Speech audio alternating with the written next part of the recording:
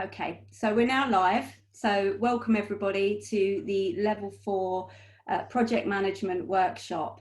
The reason behind us choosing this workshop was really feedback from centres and academic team as well. Each assessment session, we scrutinise the results, we look for patterns, and this particular unit has baffled us a little bit over time because we're not sure why the pass rates are so low.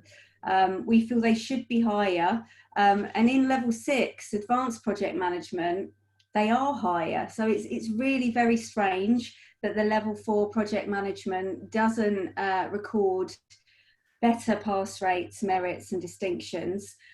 So we've decided to do this session because we feel there could be a few things that students are missing that may actually help them bump up their marks to at least achieve a pass, as this is a mandatory unit in the level 4 diploma. So, you know, we don't want students becoming frustrated by never being able to get over the line with one of the units in our diploma.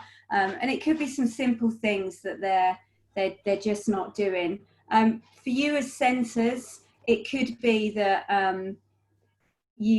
there'll be some things from this session that you can take away and add into your delivery. We're by no means suggesting that there's any problems with our centre delivery on this unit, but we just feel that it would be good for us to express to you where we're coming from in terms of the content of this unit and how best a student can approach the assessment in this area. So as I said, I have sort of put you all automatically on mute just to avoid background noise, and I'll hand you over to Gill now, who can introduce herself because she'll tell you a bit more about the structure of the session that we're going to be doing. Before we start, Gill, do you want to take control of the reins? Because I have shared. Yeah, okay. So if you share your PowerPoint, you'll be able to next slide it rather than me doing it like last time, which was a little bit stilted. So you have to share. Okay, so thank you. Just as before the slides come up, I would like to thank Vicky at ABE for setting this up, because I know I see some faces that I've seen over a few of the meetings we've had, but this is also a paper that I am directly involved with as an examiner directly for UPM, and we have been worried about the content. So I see all the papers and I see the marking of my team, and it's been, you know, it's almost a cause of frustration, because there are some things I think that perhaps we can share today that may help the focus of our students. So I really appreciate you coming and taking the time to spend with me, but also for Vicky to lead us here. So I've just put share screen on so you can see what I've been looking at today. That should come up any second now. There we go. And I will start, because what I want to take us through, notice that's not happening. Oh yeah, there we go. So what I wanted to take us through are the 4 main areas that we learn on for UPM. But for each learning outcome, I've got some key areas of learning and revision, and also what I would say are the main reasons people are not doing as well as they could be.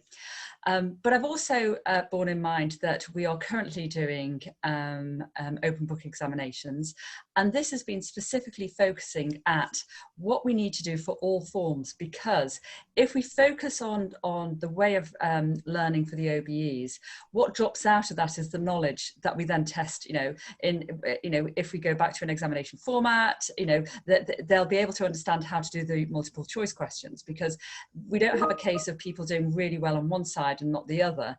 It's a demonstration of the learning of the key facts that's at fault here. So if they learn how to display their knowledge on this, or learn how to revise it and use the best examples, it would cover any type of questions that ABE sets in the future for this.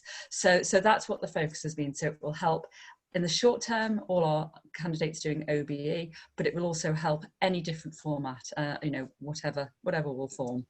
So hopefully you can all see my slides. Could just a couple of you just sort of indicate yes if you can see them, nod so I can see. Yeah, so Søren, you can, and head office can, and thank you for the others that have as well. So to remind you of what we're looking at in project management, looking at 3 areas at level 4, the knowledge and theory, the development analysis, and sometimes we ask for an evaluation, but significantly at the application. And when we're looking at the open books, application is a really key area for these cycles. So I'm going to take you through what we need to see. So what I've seen here is common to a lot, and some of these, for those of you that join me for operational management, there are a couple of overlaps here. Is sort of, if I was going to pull out the general issues on our level 4, and then we'll go specifically into project management. With open books, we need to see originality instead of reproducing the guidebook, the study guide. We need to see really good development from the knowledge and application in the chosen context. I'm going to mention that as well. I've got a whole slide on the chosen context. And use of the command word and the logical flow, understanding what that command word means and what they have to do for it, and then addressing that directly. So if we are saying describe, it's, you know, the how, why, and where. If we're asking them to explain, it's the who, what, why, where, when, and how. A lot more detail expected. So understanding the command words and what we're doing. Clear use of detailed examples of project management. And this is particularly, there will always be one major question on a project, and you, at least, and you need to select that project really carefully so it's a project that can give you all the information to demonstrate your knowledge. So for example, you know, we occasionally get examples of building a wall as a project. Well, that is not going to provide enough detail for a student to show me things like network diagrams, resource issues, and project management. So that, you know, you need to be thinking a lot bigger when you're looking at your projects. And of course, the understanding of the different concepts of project management. I can say hand on heart that if I got money for every time somebody answered a question, it doesn't matter what question it is, maybe you know this because it's a real source of concern for me. If they answered a question, doesn't matter what I ask, but they answer me with IPEC, which is the standard project planning process, then, you know, I could retire. You know, too many students just use one model to answer any question. It can be about anything, tracking, risk management, but they think, I know the IPEC model, so I need to put it in. So it's looking at the question, and there are 4 key areas that I'm going to go through that if people can differentiate where to apply this to the question, you know, they will be doing so much better. And of course, focus and depth. You know, this is level 4, so we need more detail. We can't have short answers. You know, writing a paragraph for 20 marks, we all know is not going to get them enough information. So it's just the detail. So the problems for this unit are often descriptive, too simplistic in the approach, poor application of the knowledge, even though when we're looking at project management, the theory isn't similar to what we would look at in, say, business management, entrepreneurship, where we're quoting specific theory like Bloom's and the dates, etc. But there are models that we should be talking about, and that's where we're not seeing the approach given. As I said, the use of IPEC to answer most questions, and if you're not sure what IPEC is, I'm coming on to that in a second. Reproducing the theory from the study guide, and in some cases doing a screenshot of the study guide and putting it in as the diagram example. And as I said, lack of wider ideas and research or analysis. And perhaps when we're teaching this, using really good examples of big projects can help focus and help the learning of the students. So I want to cover that as well. So the top tips, and you know, we'll have a look at this slide at the end. The key models, not necessarily the key theory, but, you know, the models that we want, not producing the theory, not being simplistic, and providing the details. You know, these are the standard areas, but perhaps if we remind our students of this very one slide, you know, it could help them focus on where they're going wrong. Or perhaps when they've done their open book examination, help them rethink, have they done everything here in these six points? So how we mark it, and again, this is a common AB slide. We look at the knowledge, we look at the theory or the models, we look how they apply it, we look at some development, particularly, there are questions at level 4 that ask us for justification, evaluation. So we then need to have a look at the synthesis, so the logical flow of ideas and a conclusion that fits what they've been saying, rather than something that's been cut and paste out of the study guide or other books. And a reminder, typically I'm going to ask for an explanation or an evaluation, particularly at project management level, where we could be looking at the cost benefit, but there's still quite a few questions which cover the word describe. Occasionally, we have an exam and a justification in there as well. And we have these lists. These lists are available for you for what the command words. So as I said, and I picked out explain, the best way for a student to explain an answer is to ensure they've followed those 6 areas: who, what, why, where, when, and how. If they can do that in how they're answering, then they will have explained it and provided the reasoning, the justification, and showing that they know what they're talking about. So this is just, obviously, we see this in the AV guidance, what examine-it is, justify, remember giving the pros and cons, or the advantages and disadvantages, and what you think is a good way forward. So let's talk about the project. I mentioned the example where, students regularly choose the concept of building a wall. That just isn't going to provide them enough detail. In the same way, when we're talking about operational management or other business qualifications or entrepreneurship, you need to be looking at big examples. Occasionally, they might use the example of an extension to a classroom. Actually, that will not provide enough detail as well if it is a simplistic, an extra one-room expansion. So what I recommend in learning to you as educators, get them to develop a really big example, either a development of sort of apartments that are going to have 10 or 12 in there, a big building block, a large commercial site, and get them to work on how they would plan that, because when you have the bigger projects, but they're still realistic enough for them to learn, they can learn all the micro tools that we look at in the programme. However, I would also advise as educators that you study a massive infrastructure project, concepts of dams, railways, big connectivity projects that you have that are local to you. Now, they won't necessarily use that in their examination, but it will really help them focus on issues such as the interconnectedness of projects, understanding the business case, understanding the environmental impact. So when they're talking on their own level, they can really give a good examples and really appreciate the finer points of project management at the level we want. So I do recommend that to some level you study, and I know in the study guide we have examples of really big projects. In the UK at the moment, we've got a massive rail project that's occurring. It's in the press regularly. So for centres in the UK that study project management, despite the fact this is ongoing, not a railway line has been laid, but they're studying it because they're looking at a real-time big project that everyone can focus on and they can learn as it goes along. So that's what I would recommend. Pick a local infrastructure project to you, because that will have greater engagement. It might be on the local news regularly, protests, why you're doing it, funding. But when it comes to them choosing their project, steer them away from the simple ones. It needs to be a big project.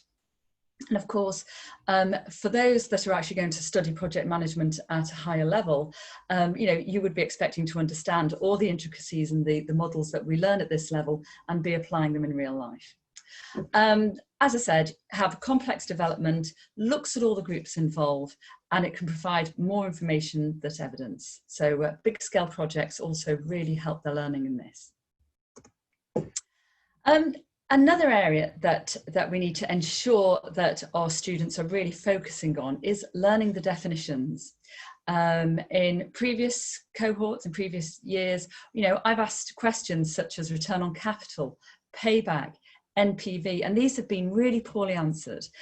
If you're looking at a project and a business case, you need to understand these terms. They're clearly laid out in the study guide. So again, remember to, or I'd encourage you to remind your students to keep studying these key definitions that you will have taught them.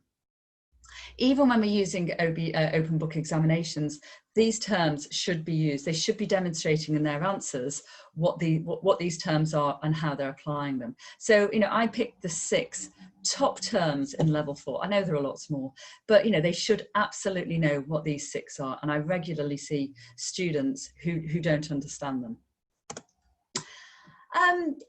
A reminder that we give to all our students, and again, we've seen this slide before with ABE. It's about, you know, giving references when they've, you know, when they've looked in the OBEs or any other form, understand, you know, referencing correctly, having a look at other examples. And this is why I've suggested you look at a large scale model project as well.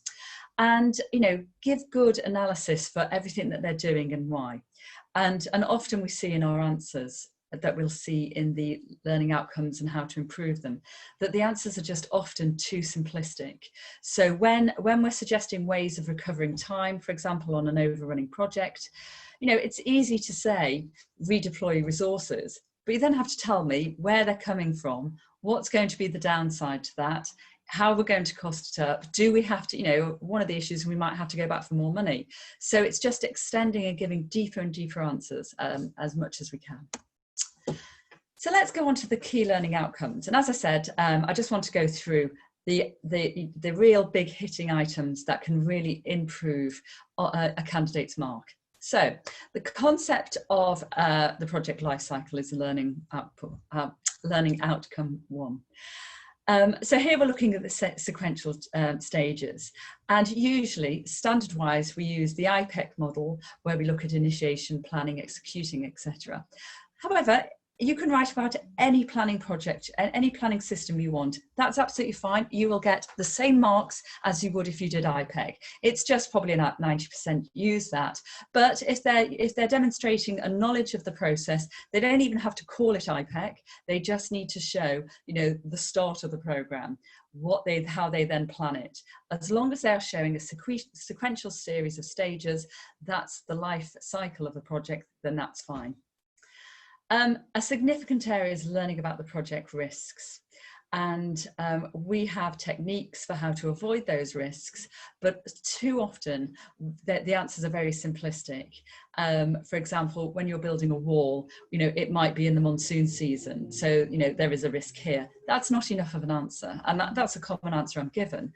What we need to say is, well, why are we building it then? What can we do to mitigate it? What investment can we make to keep, you know, drying areas dry, etc. So if you're giving a simple issue, it needs to be quite a high level risk. And understanding the risk management process. Now, the reason I'm putting it here is the risk management process is different to understanding the responses to risk, because the responses to risk are part of the risk management process. Too often when I ask a question about the risk management process, all I get is the 5 responses to risk. So, you know, do ensure that your students know that one is a subset of another. We can certainly ask a 25-mark question on the responses to risk. You know, that's sort of, you know, avoidance, delay, etc. But if you're asked about the risk management process, it's a much bigger area. I think the problem often is within project management, everything is a 5-step program.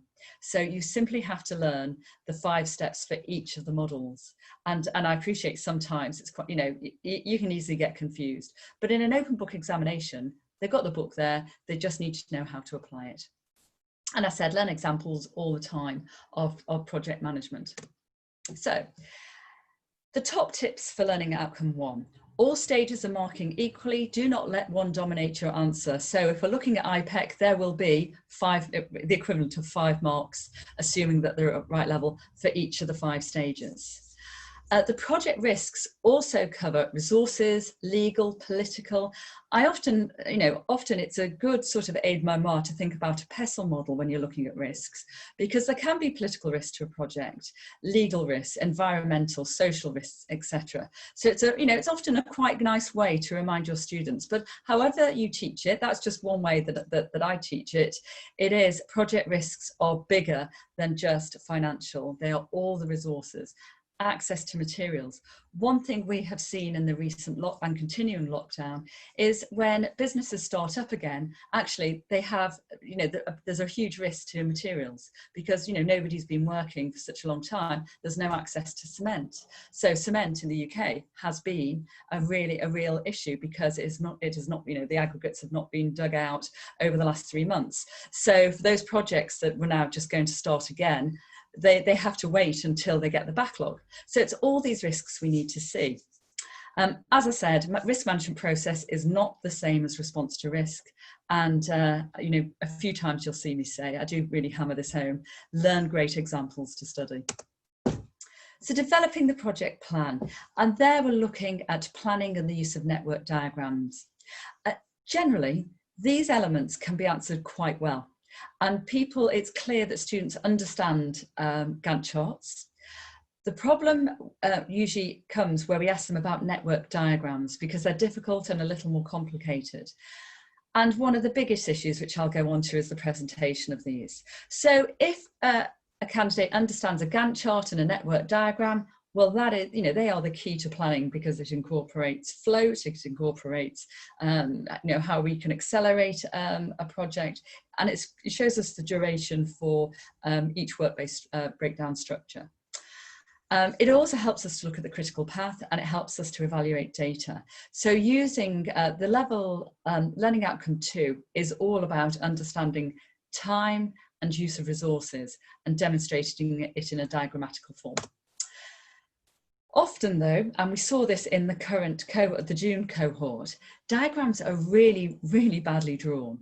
And we understand that, sometimes people might not have access to various levels of equipment, but hand-drawn diagrams in an exam that are not clear and do not distinguish, you can't read the writing, you can't distinguish what they're trying to say, will not attain any marks because we can't see what the student's trying to say.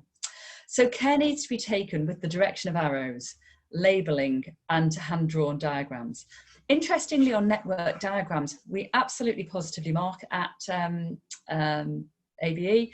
What we need, however, often we see on network diagrams is students drawing arrows everywhere because they can't differentiate which is which, and actually you do not get marks for that because what they're trying to do is put, in positive marking you'd get a mark for the right one and we'd ignore the wrong one. That cannot happen in a network diagram. They need to show exactly what, what's moving from point A to B.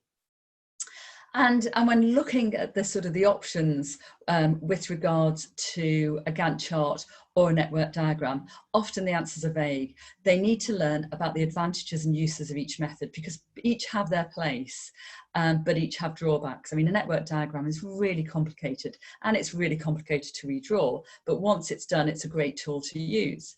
Again, a Gantt chart, nice and visual, but it's lacking some key areas. So if they learn those points, then that will really help them towards developing better answers for level learning outcome 2, sorry. Now, resource-based budgets. There is more than one resource. And often when the word resource comes up, the answer financial appears. So we're looking at financial, people resourcing, and that doesn't mean just bodies, it means talented bodies or multitasking. So those elements need to be thought. And also the goods and services, that includes materials, access to the site. If you're exampling a buildings, a supermarket centre, actually you have to build a road to get the heavy goods in, etc. So they need to think about these resources. And again, that's why a big project helps focus the mind, because you wouldn't be thinking, if you were doing a small annex to a school, you wouldn't be thinking about how you access the site. But if you start demonstrating you're thinking about all these areas, you will gain you will demonstrate better synthesis of answers. Understanding how to calculate rescue options. So when we say we are going to add more, and this is rescue for the budget and rescue for the time, when we're looking about that, understanding how to calculate them. And there's often issues around top-up and bottom-up, top-down and bottom-up budgets. They are two clearly learning outcomes for this unit, and people need to understand the difference in how we calculate them. Again, commonly used, and particularly bottom up is a far better one at a smaller level project, but understanding those will really help them. So I think I'm going to repeat myself in that, which is saying, don't give simplistic responses. Using phrases like consultants to save money, that could be a really good option, but you have to tell me why it's going to save money. So when you're given an option and you say, this is how we're going to look at our resources, why is it going to be good? And expand your answer out. Use personal experience instead of clear professional examples. And that is just do not bring answers straight from a textbook. We need to understand that we need to see that you understand, and copying the examples from the textbook doesn't demonstrate that at all. You might understand, but you're just copying the examples that have been given. Don't forget the other resources. There are many forms of resources. Don't just talk about finance. It's not just about the cost. And that's a key thing about finance as well. It's also other areas of the cost of capital, opportunity cost, all these areas that you would have been teaching your students, ensure that they're putting them in. So if I am going to spend $100,000 on dollars on developing a new railway from A to B, well, actually, you could have developed a new motorway for 80,000, and think about the opportunity. That 100,000 could have been invested in other areas. So think about those elements as well. And do always, whenever an alternative is given, tell me how much it's going to cost, or give some sort of indication of what the downsides are, what you'd have to do. And the final area is monitoring and control. Understanding the baseline plan, understanding how a budget is approved and set, using the Gantt chart to control it, and review the spending within the budget. I've mentioned before about understanding the rescue options, what it is, how we intervene to get control back when things all go out of control, as a lot of projects do, but what that's going to cost in regards to time, opportunity cost, and is it worth it? Occasionally as well, you might decide just to stop the project because, there's going to be so much time and money to restart it, or to pull it back on track. You might just take the decision that you're going to stop it. These are all options that could be taken. And also understanding project software, management software. We often ask questions on that, and there needs to be a bit more of an understanding of what it does and how it does. And if I just bring to the final point of the learning points, don't just say use MS Project. If you've studied how to use that as a project software, tell me what it's used for, how you manage resources, how you manage functions. So the learning points on Learning Outcome 4 is recovery of lost time is often unrealistic, and there's no appreciation of the consequences. Adding consulting, hire more workers, cheaper materials. They're fine if you can justify why you're going to do that. Just tell me why you think that's a good plan. If there are any downsides that you need to evaluate, that's fine as well. But just don't give a blanket approach. The 4 outcomes here is redeploying staff. It must be detailed. Changing the scope of the project, but you need to explain how and where. You might have to go back to the original initiation documents and get those changed and agreed at a higher level. If we're looking at outsourcing, what are the consequences? And a key area often given is replicating successful tasks. How are you going to do that, and why are you going to do that? So, 4 key areas of actually how we recover lost time. Just give me more information. And as I said, I do say that a lot, but that's what we're missing. We are missing understanding of the key models and a greater amount of detail. Now, occasionally we ask calculation questions in OBEs and examinations. So it's just a reminder that we give marks for individual categories such as income costs. When we're asking our students to calculate payback or net present value, they need to consider the time taking for building, and that's the time taken to develop the project. Because often we will say in year 0, it will take 12 months for the railway line to be built. So therefore, when you're looking at your costings, you need to take in the loss and the opportunity cost of that building time, and that's often missed. You need to consider when a project is going to become operational, so when you're going to get a payback. A really significant area is if you are given 6 boxes that go from year 0 to year 5, everyone must complete all of them, and often we get people who just complete year 0 and year 1. And of course, they're already cutting out over 50% of their marks. So if a box is given to complete, we need to complete it. And while I know it might be obvious, it's just a good reminder to your students to make sure that that's done. Use brackets or signs for negative value. As long as we can tell what they mean, that's absolutely fine. And of course, you're teaching about the future value of money. When we're looking for calculated cost that's going off into the future, the first thing that they should have a light bulb in their head is future value of money. And obviously 10 million in 5 years' time is not the same value as today. And they will always be given a set interest rate for them to calculate the future value of money. Okay.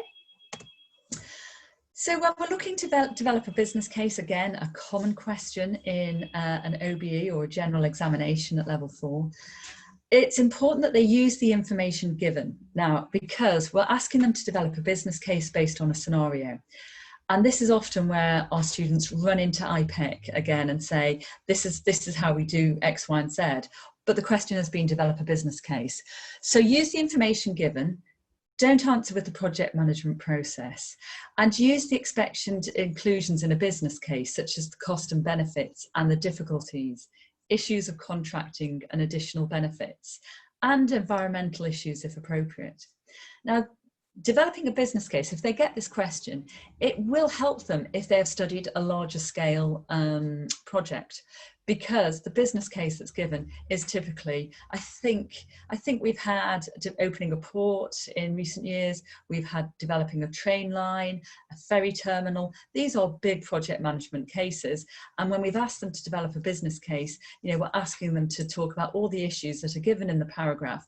But if they've studied a big project, that will also help them think about, perhaps any other areas that need to be considered that are triggered with the paragraph given. So the vital areas for OBE and all project management examinations, and there are 5 things that our students need to understand and they need to know the difference.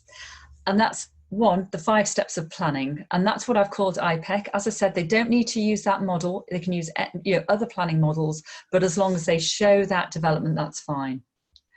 The 5-stage risk management project. So those 5 steps are identifying all risks, assessing the impact of a risk, assessing the likelihood of a risk, devising an implementation and monitoring plan, and then you revise steps 1 to 4. So that's the risk management plan that you've been teaching. The 5 responses to risk. Now, of course, they come as part of the risk management plan, but they're a big element, and often that can be asked as an individual question. So that's the, acceptance, delay, insurance, etc.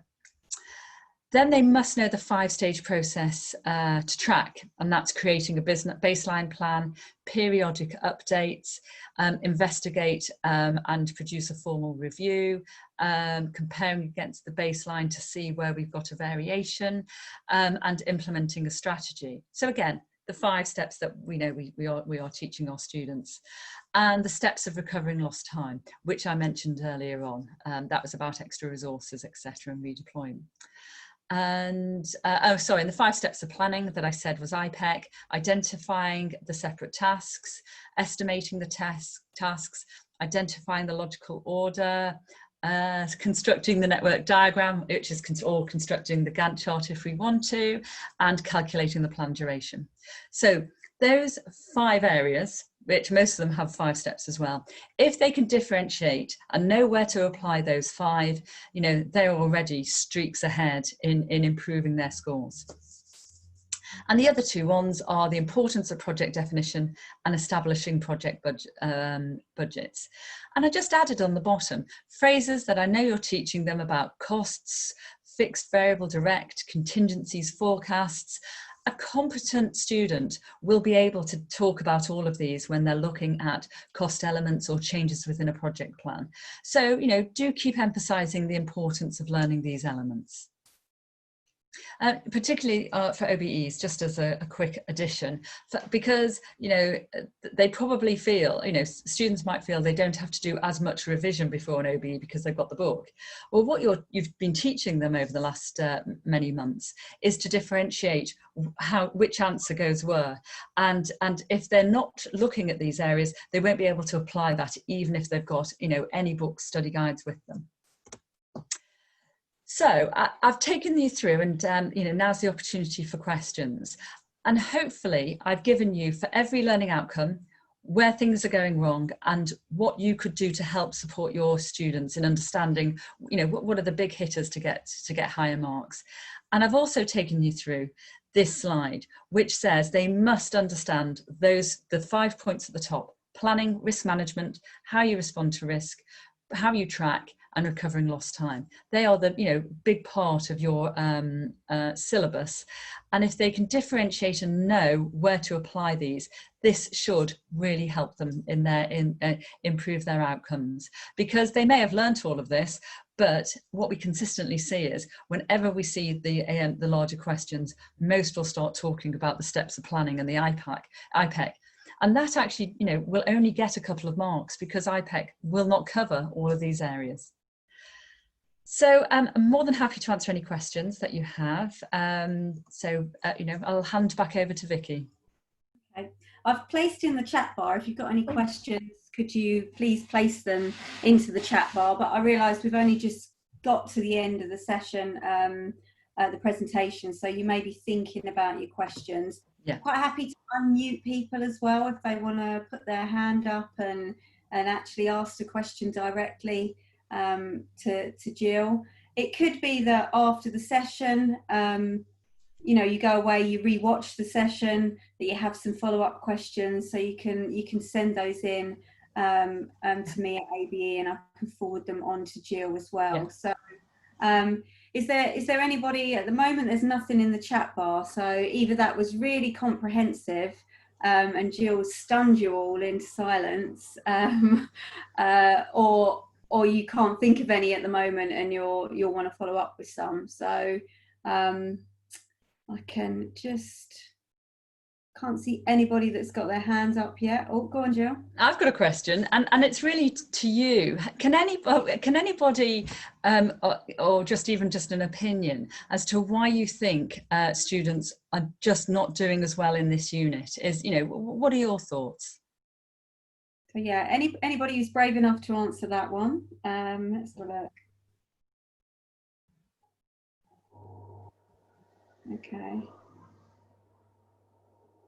Okay, so we've got one there, Gill. Can you see the question? Is that from Vimala? About using, I've seen a question from Vimala about the project of a particular hotel. If that's, is that a building of a hotel complex? I can't see. If we can take the, just find Vimala so I can, want to take Vimala's mute off. Aha, there you are. Yeah, yeah. So is that about building a hotel? Well, fine if you want to type in the answer. Generally, if it's about building a hotel complex, absolutely, great example. A big building project is a great project management. Or we can see it in a variety of ways. It could be a complete change. You know, you could go for a business structure change. You know, that's a big project as well. It's not all about big, you know, heavy lifting projects, as long as it's an example where you can talk in detail about changes and what you're doing and how you do it, that is fine. I think typically we rely on, particularly because it's easy, you know, it's not easy, but it's more engaging to talk about a project of a tangible, you know, bridge or something like that. So I now see Vimala. Hello. Yeah, hi. Yeah. I'm sorry, I was getting problem with unmuting my audio. So the fact that, like I was saying, the student like choose a hotel, like projects like building of like swimming pool, something like maybe a gym as well. So yeah. I was thinking if that project, is it good like for that student to choose for the project management? Yeah, building a swimming pool is great because it's a big project. Building a gym, as long as there's going to be a lot of activity, so it's not the case of, you know, putting 4 press-up machines in a room. As long as there's lots of stuff going on, that is absolutely terrific. So not a problem. Okay, thank you. Okay, and I've seen a question from Asha, hello, about the number of words. Well, there is a word limit on this project and full use of the appendices. If they want to put some of any budgets, that's fine, because, you know, an example in a project would be either a resource plan or a budget plan. you know, what we mark is obviously what's in the main body, and this supports it. So if their answers are so detailed that they need an appendix, then I'm pretty happy with that, because they're really giving a lot of detail there. So that's not a problem, the appendices. Okay, thank you. Okay, thank you, Asha. Okay. There seems to be any more questions coming in yet, Jill? Okay, I mean, what I've said about the and I've seen one from Suran, so I'll gather. You know, it's about the areas of, you know, because you could be, so the areas of helping your students and how they prepare for their exams, because I have no doubt they're all taught how to recover time, how they look at risk management. So I think it's, you know, that penultimate slide is applying the right model to the right set of questions is such a key area. So Suran, there's a question here. Using a simple project. Well, the problem is, Suran, is that, you know, building a wall is a project, you know, and if I was going to build something here, you know, I certainly would write down everything I need, but I wouldn't really be demonstrating a big knowledge of understanding resource, skill, technicality, etc. And when we're asking them questions about, for example, you know, if the wall building is delayed, how am I really going to explain about deploying extra resources and how much it's going to cost? Because it might just be one person. And I probably wouldn't be able to give you know, about going back to the project board and developing it that way. So you know, having complexity in the project is important. And after all, at level 4, they are learning project management. So after this, they should be able to run and demonstrate that they can run a significant project of, you know, a significant amount of money. Because if you can run a project for, you know, $100,000, you should be able to run a project for $500,000, because it's the same technique that you use. For some, you know, if we look at project methodologies such as PRINCE and PRINCE 2, that project is used, that methodology, which again can be used in the examples that our students give, that project can be is used to run national government projects. It certainly has been used to build several of the dam projects in China, and also it can be done to build small offices. So it's just having the complexity just demonstrates they know what that you know, they can demonstrate that they've learnt all these techniques and they know how to use it. So, you know, that's why I really emphasize having something that's got a bit of technical push. The swimming pool that Vimala was suggesting, you know, that you could be talking about, obviously, access to water, you know, how you get the diggers onto site, how you don't annoy other hotel clients while you're digging that pool out, because, you know, it's going to annoy them because you're going to have diggers on site. So are you looking at, you know, the decision, do you close the hotel during building time? All of that for a swimming pool shows that they're really thinking of absolutely all the resources and also the impact. You know, and also if you're building a swimming pool, do you need a permit to use all that water?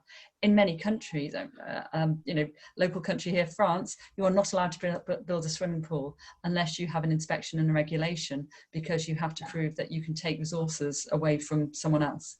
So, you know, you may have that. So that's why I think I've over-explained it, but you know, the bigger the better.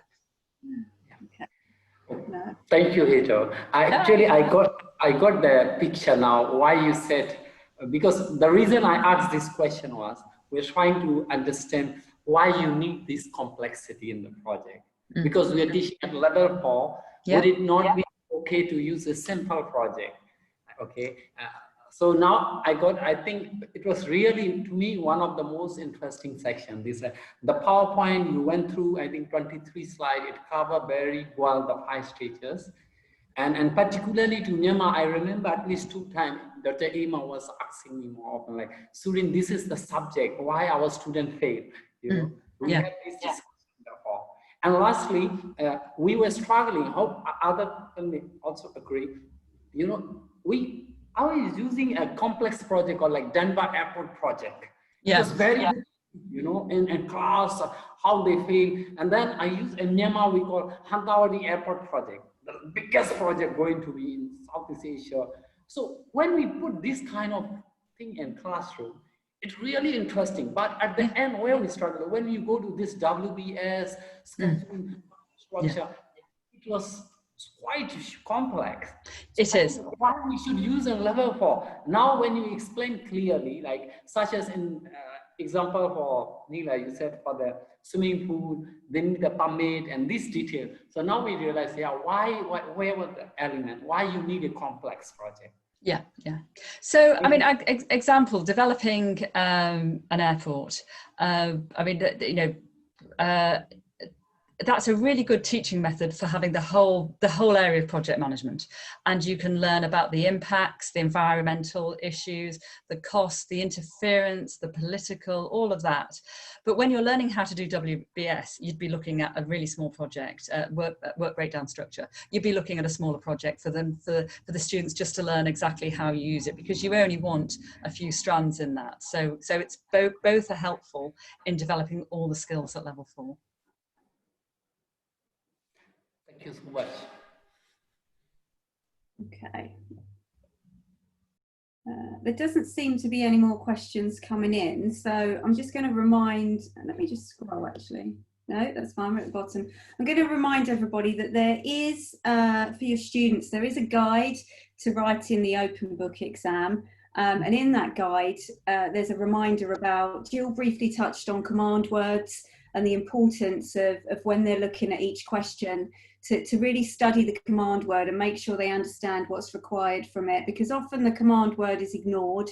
And so we end up with a description or an explanation when actually we want more analysis. So in the guide to sort of completing and submitting an open book exam, there's everything in there, but there is a huge section on referencing and command words. We've got a separate document around command words, and all of these are available on the portal. So if you can't find any of them, obviously you can message in to ABE, but your in-country director, so for Myanmar, Suren, who's here, but we've got Carissa in the Caribbean, we've got Praveen in Sri Lanka, and then we've got Gareth and various other directors scattered all over Africa. So, you know, we will respond at head office, but if it's easier for you to ask your local ABE director, then please do. We've got all of this resource available, and we'd like you to make it available to your students as well, so that they can really get a grasp of the importance of recognising the command word and answering the question correctly around it. Also the importance of referencing, because if something isn't referenced correctly, it can be picked up for plagiarism, and then they end up with a mark of 1 because they've failed due to academic malpractice. So these are all things that will help push that pass rate up. But looking at you know, the content of this session and Suren's feedback and the few questions we've had, I'm really hopeful that this choice of project has been the issue, and if we can get a lot more emphasis on getting the project choice right, then hopefully students will feel they've got more to write about, and they can show that application of knowledge in a much broader sense, rather than just doing a theory dump, as Gill sort of suggested at the beginning. So so do use all the resource we've developed. We will follow this session up with the slides that Gill's presented and a recording of the session as well. So feel free to share it with your students, because if you're struggling at the moment because you're still locked down and you're not seeing your students face to face, this could actually be a session that you could send to them. You could ask them, give them a time frame to read through the slides and watch the session, and then follow up with a question and answer around how they're going to approach their level 4 project management open book exam. The next round of briefs for the open book exams will be released on the 12th of October. So it's just under a month. The reason we've staggered the release of the open book exam and the assignment is because a lot of students like to do more than one unit. So this will allow them to focus on their assignments initially, and then they can pick up their open book exams. So students know they're going to be doing level 4 project management. it gives them about a month to look at this, look at the slides and get back to their tutor and ask any questions. And it also gives tutors and our centre contacts a chance to send us any questions they might have once their students have looked through the session. We will be doing a follow-up when we do results for the December session and the June session following, to see if this has made any impact on grades, because sometimes it's the smallest thing that students are getting wrong that actually stops them from gaining enough points to get a pass or a merit. So yeah. We're hopeful that this will make a difference, and if it does, then we'll continue to look at other units that are underperforming and do additional sessions. I think we've got another question down there. Yes. From Asna, will it be right to say principles applied in operation management is the same as project management? Asna, I think I need you to expand on your question there, because I don't quite, if I'm honest, I don't understand it and I want to answer it the right way. I should have just unmuted Asna. Sorry. Hang on. It takes a little while, this does. It says I'm in control, but clearly I'm not. Hang on. Oh, there we go. You should be off of mute now.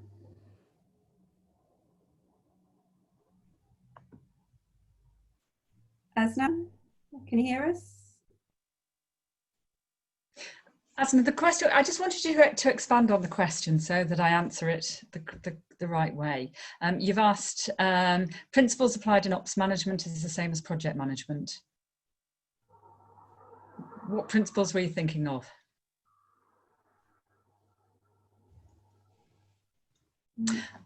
Well, I can't hear him. I would say generally, if we're looking at the two differences, I mean, obviously when ops management, we're looking at a lot more theory-based and reference theory-based. Here, we're looking at set models. And as long as the model is logical, and again, I've already talked about Prince management systems and other systems, you know, as long as they are showing an understanding of a process, it is fine, but they are the models that we look at more.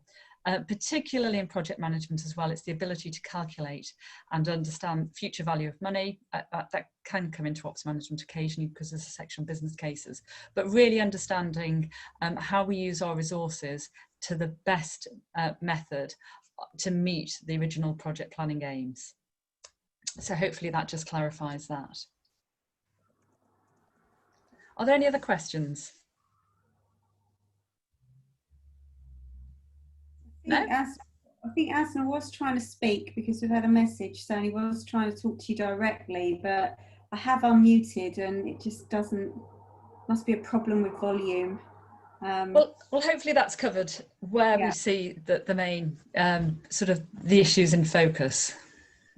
Yeah, okay. As there's no more questions, I just wanted to finish off by saying to keep a lookout for all of the centre emails that are going to be coming out over the next few weeks. We have another session for the 28th of September, and that one will be headed up by one of our chief examiners called Carrie Foster. She's going to be doing a more generic session than Gill's done here. She's going to be covering how to write a great assignment and open book exam. So she's not going to be focusing on any particular unit. She's going to be looking at the principles behind writing a really good assignment or an open book exam, and the key things to do to pick up additional marks, how to push your grade from a pass to a merit or from a merit to a distinction, the sorts of things that students should be doing. So this session will be ideal for both centres and students. We will be recording it.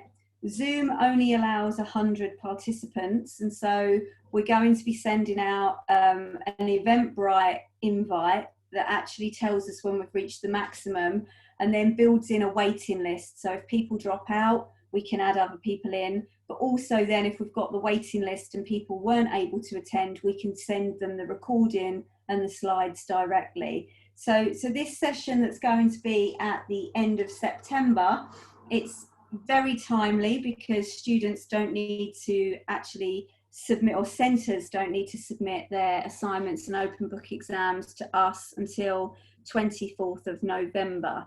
You may set a different deadline for your centres, for your students, maybe the week before, but it still allows plenty of time. If at the end of this month we're doing this workshop, again, if you're still operating remotely, you might actually find that you can then share this session with your students, and it will help them improve their chances when writing an assignment and an open book exam. We're also taking feedback as well on any other sessions centres would find useful. What we can't do is we can't take exam questions and step you through exactly how to answer them, because Gill's involved in writing exam questions and a lot of our materials, and for our regulator that would be seen as a direct conflict of interest. But what we can do is talk about subject matter generally, like Gill has here, and we can talk in general about, you know, the ways that we develop assessments, the ways that we develop mark schemes, and how students can best approach assignments and open book exams. So there is a lot we can do, but there's certain things we can't. So previously we've been asked for exemplar answers, things like that. Our regulator doesn't recommend, because it's too directing. We want our students to think about how they're going to answer it and apply it locally to situations, and have a true understanding of the content and the application of that content. So exemplar answers don't really help with that. The closest that you'll get to that will probably be Carrie's session on the 28th of this month, because she'll be talking generally about, you know, what makes a good answer, what gives a substantial answer and leans it more towards a merit and a distinction. Seren's just asked if we could put it live on our Facebook page. We could, Seren, but I'm just worried it might break it, because I think a lot of students will want to sign up, and because it's limited in space, they may well get a bit upset that they didn't manage to get onto it. So as it's being recorded, attending live isn't essential. So Linda will be sending out details to centres first, because we want our centres to have the opportunity to sign up, because they'll be in the best position to distribute it to their students. We will then open it up to students, so any places left, basically, students can snap up, you know, before they go. There was a couple of others. There's a couple of other questions coming in now, Gill. I think people might have had time to think. We've got one from Galaxy S8. Can you see that one? I need to unmute you, do I? Hang on. You seem to have muted again, sorry. Let me just find you. Where are you, Gill? Hang on. No. Hang on, won't be a minute. I don't know why this has muted you. I didn't. Aha, right, here we go. Ask to unmute. Hey, there we go. Thank you. Now, I don't know who it's from, because it's just registered as the phone. So whoever sent this in, thank you for sending it. And it's instantly disappeared from my screen. Yes, now, I mentioned this. It can be a big infrastructure project or a swimming pool, but it can also be something that we would have within business, a software project, a reinstallation of, you know, changing over from an Apple to, I've suddenly forgotten the word, Android system, like that. That is absolutely fine. It doesn't all have to be involving diggers and concrete. So any big project that needs to be managed, you can do, because all the systems that we have, the main learning points on risk management, recovery, how to plan it, you can apply this process to any project. So yeah, absolutely fine to use it on a software development system. And I think there wasn't, I think that was the other question. I don't think there was another one. Okay, yeah, they're all about the other one. There's just one here from Peter that's saying, I'm interested to know how the performance was on 4U IQM. I don't have that data to my fingertips, unfortunately, because obviously we're focusing on project management. Yes, I mean, if it's a particular area of interest because students are performing poorly, then we could put that on the list for a future session. because that one is obviously in our level 4 diploma. So I'll make a note and we'll take a look to see whether or not that one was one of the next ones we were going to be tackling. Okay, thank you. Right, I think that just about covers everything off now. As I said, we will be following up. We will be following up with the slides and the recording of this session, and look out for further invites to that session on the 28th. Suren, I don't know if you have anything to add. I think I've successfully. To me, I think this was the really one of the most interesting section, and we wish we could have more in the future. So thank you, Vicky, for organizing it. I really mean it, and those PowerPoint slides, Hayter, will be really helpful, you know, because we got the guideline. Yeah, thank you. Good. Thank you so much. We will definitely be doing more. So you know, send your recommendations in via your in-country director or directly to myself at ABE. You do have to use my my formal name, which is Victoria. So it's Victoria M at abeuk.com. But if not, then send to Suren, and he has a direct line to me. He's always messaging me on Teams, so it will get through if you send it via Suren. If you're in Myanmar, or Carissa, or Praveen, or Gareth in Africa. So, Gill, do you have any closing words to add? No, but thank you for your attention and time and questions. Perfect. Okay, well, we'll look forward to seeing you all at the next one, and the slides will follow. We've already got someone asked about finance subjects as well, so that's 2 that I've got on the list now. So that's really good. Excellent. Okay, well, have a good rest of the day, whatever time zone you are in. I'm sure it's either morning, late, sort of early afternoon or evening. And we'll hopefully see some more of you on the 28th at the next session. Thanks a lot. Goodbye. Thank you so much. Bye. Thank you. Bye.